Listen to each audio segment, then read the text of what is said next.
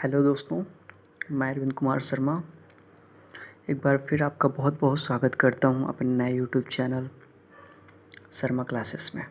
आज हम पढ़ते हैं न्यूटन के गति का नियम।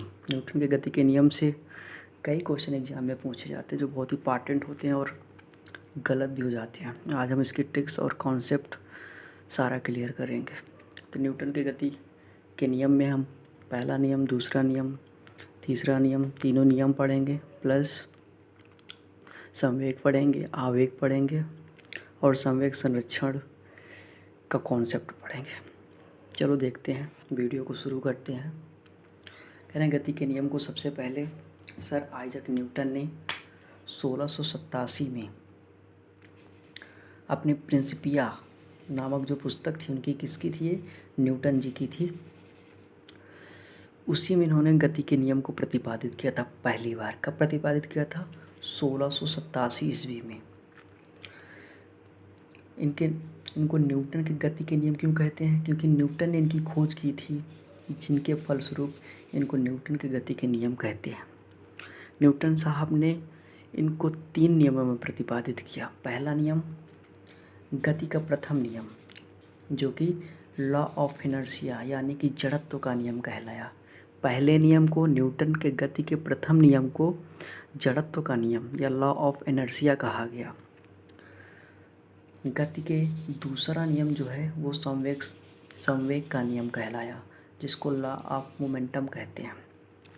न्यूटन साहब ने दूसरे नियम को क्या कहा? संवेग का नियम कहा, जिन्हें इंग्लिश में लॉ ऑफ मोमेंटम कहा जाता है। गति का तीसरा नियम जो है वो है क्रिया प्रतिक्रिया का नियम, law of action and reaction.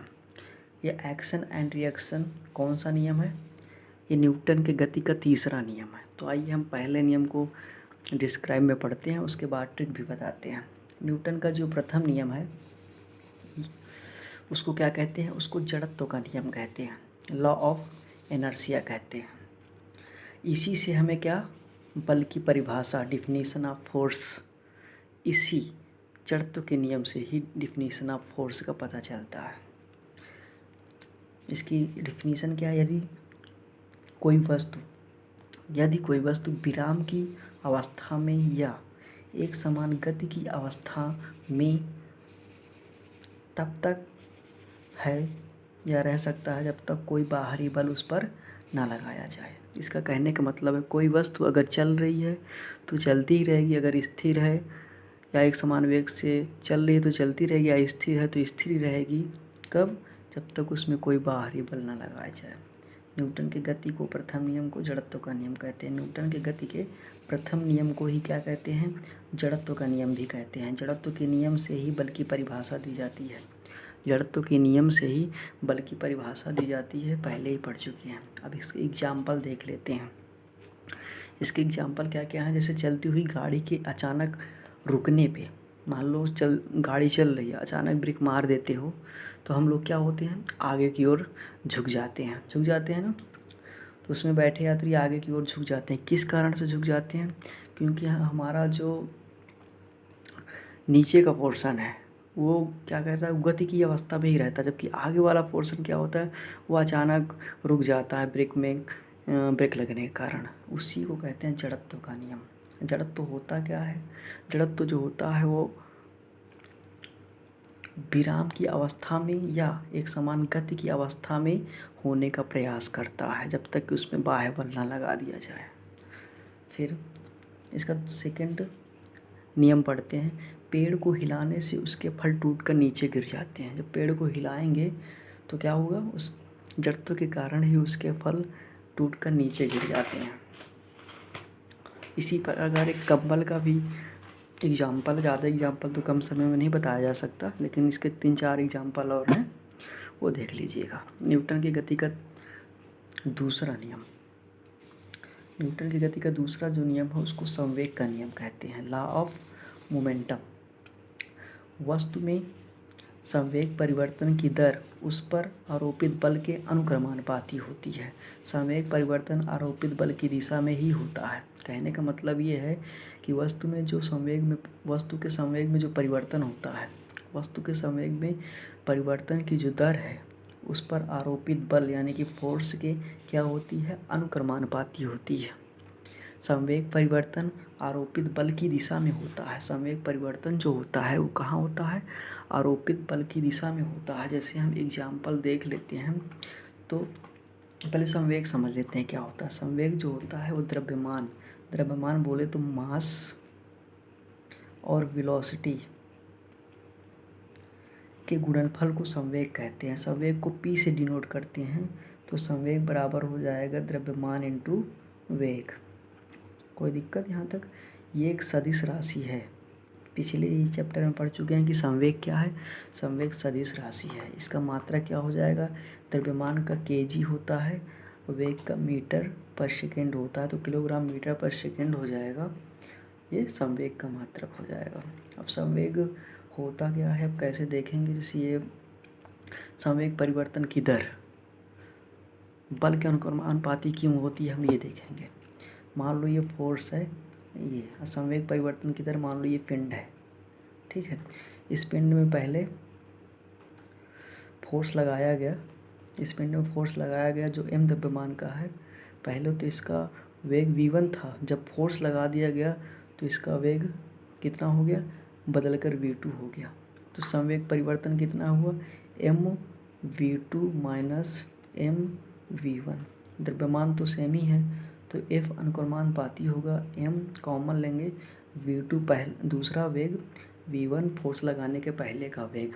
इसमें परिवर्तन की दर बोला है, दर बोले तो t से मल्टीप्लाई करेंगे। तो देखो ये क्या है, वेलोसिटी है, ये वेलोसिटी है। तो वेलोसिटी में परिवर्तन की दर को हम क्या कहते हैं, त्वरण कहते हैं। तो इतने को हम a के बराबर कर सकते हैं। तो F बराबर जो होगा वो मिलेगा m इंटू ए क्या है, त्वरण है। यहीं से हमको बल की परिभाषा भी मिल गई। क्या है, संवेग, न्यूटन के जो दूसरा नियम है उसी से हमको क्या मिलती है, बल की परिभाषा भी मिलती है। कैसे मिली, कह रहा है वस्तु में संवेग परिवर्तन की दर उस पर आरोपित बल के, वस्तु में जो संवेग परिवर्तन की दर है, वस्तु में संवेग परिवर्तन की दर उस पर आरोपित बल के अनुक्रमानुपाती होती है। तो संवेग में परिवर्तन किया गया, मान लो पहले जब फोर्स नहीं लगा था, हाँ एक पिंड था जिसका द्रव्यमान m था, वो v1 चाल से गति कर रही थी, लेकिन फोर्स लगा दिया गया तो उसकी चाल क्या हो गई, v2 हो गई। तो संवेग बाद में क्या हो गया, mv2, पहले क्या था mv1। तो संवेग में परिवर्तन कितना हुआ, mv2 माइनस v1। अब संवेग में परिवर्तन की दर यानी कि t से अगर डिवाइड कर दें, भाग दे दें, तो संवेग में परिवर्तन की दर हो जाएगी। अब वेग में परिवर्तन, ये वेग है तो वेग में परिवर्तन की दर को त्वरण कहते हैं। तो यहाँ पे हम क्या रख देंगे, इसकी जगह पे a रख देंगे तो हमें फार्मूला प्राप्त हो जाएगा बल का, F बराबर m में। अगर हमसे क्वेश्चन पूछा जाए कि बल का व्यंजक किस नियम से प्राप्त होता है, तो दूसरे नियम से प्राप्त होता है। दूसरे नियम को हम संवेग का नियम या गैलीलियो का नियम भी कहते हैं। इसे क्या कहते हैं, इसे गैलीलियो का नियम भी बोलते हैं। ओके, अब इसके एग्जाम्पल क्या है, जैसे क्रिकेट के खिलाड़ी तेज़ी से आती हुई गेंद को कैच करते समय अपने हाथ को गेंद की दिशा में गतिमान कर लेता है। इससे क्या होती है, उसको चोट कम लगती है और कैच आराम से कर लेता है। दूसरा एग्जाम्पल हम देखें कि गद्दा या मिट्टी में, क्या कहता है कि गद्दा या मिट्टी के बने फर्श में गिरने पर, सीमेंट से बने फर्श में गिरने पर अधिक चोट लगती है। क्यों लगती है, क्योंकि इसका संवेग परिवर्तन कम होता है, किसका, गद्दा और मिट्टी का, और सीमेंट में अधिक लग जाती है। किस नियम के कारण ऐसा होता है, ये न्यूटन के गति के दूसरे नियम के उदाहरण हैं, ये याद रखना है। अब एक आता है आवेग। आवेग टर्म हम देख लेते हैं, आवेग को हम यहीं देख लेते हैं, कहाँ पे, यहाँ आवेग, ये संवेग का ही भाई है। संवेग, आवेग क्या होता है, बल इंटू समय अंतराल। समय अंतराल क्या है, किसी वस्तु पर जब कम समय के लिए बल आरोपित होता है तो वहाँ पे आवेग पैदा होता है ना। तो आवेग बराबर होता है बल इंटू समय अंतराल। बल का मात्रक न्यूटन, समय का मात्रक सेकंड। तो न्यूटन सेकंड ये जो क्या हो गया, ये आवेग का मात्रक हो गया। कोई दिक्कत है? आवेग क्या है? बल। और जब किसी वस्तु पे कोई बल लगाते हैं, है ना, जब किसी वस्तु पे कोई बल लगाते हैं, मान लो वस्तु है, इस पे F बल लगा दिए, कितने समय अंतराल के लिए? T समय अंतराल के लिए। तो आवेग बराबर हो जाएगा F इंटू टी, है ना। F बल है, बल का मात्रक न्यूटन है, और T क्या है? टाइम है, टाइम का मात्रक सेकंड है। तो न्यूटन सेकंड आवेग का मात्रक हो जाएगा। ओके, एग्जाम्पल हम देख लिए। अब हम आते हैं न्यूटन का तीसरा नियम, न्यूटन के गति के तीसरे नियम में। इसको कहते हैं क्रिया प्रतिक्रिया का नियम, एक्शन रिएक्शन लॉ। प्रत्येक क्रिया के बराबर परंतु, क्या कह रहा है? प्रत्येक क्रिया के बराबर परंतु विपरीत दिशा में प्रतिक्रिया होती है। इसलिए इस नियम को क्रिया प्रतिक्रिया का नियम कहते हैं। प्रत्येक क्रिया के बराबर होगी तो बराबर, लेकिन कौन सी दिशा में? विपरीत दिशा में प्रतिक्रिया होगी। इसलिए इस नियम को क्या कहते हैं? प्रतिक्रिया का नियम कहते हैं। इसके एग्जाम्पल क्या है? रॉकेट का आगे बढ़ना न्यूटन का तीसरे नियम का एग्जाम्पल है। बंदूक से गोली छोड़ते समय पीछे की ओर झटका लगना, ये भी क्या है?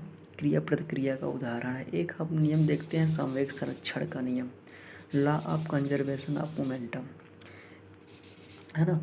ये क्या होता है? ये न्यूटन के दूसरे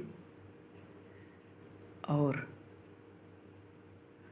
तीसरे नियम को मिला के बनता है। ओके, ये न्यूटन के इसके द्वारा दूसरे और तीसरे नियम को मिला के बनता है। इसके एग्जाम्पल क्या है? रॉकेट के ऊपर जाने का जो सिद्धांत है वो संवेग संरक्षण पर आधारित है। बहुत इंपॉर्टेंट है। रॉकेट के ऊपर जाने का जो सिद्धांत है वो क्या है? संवेग संरक्षण पर आधारित है।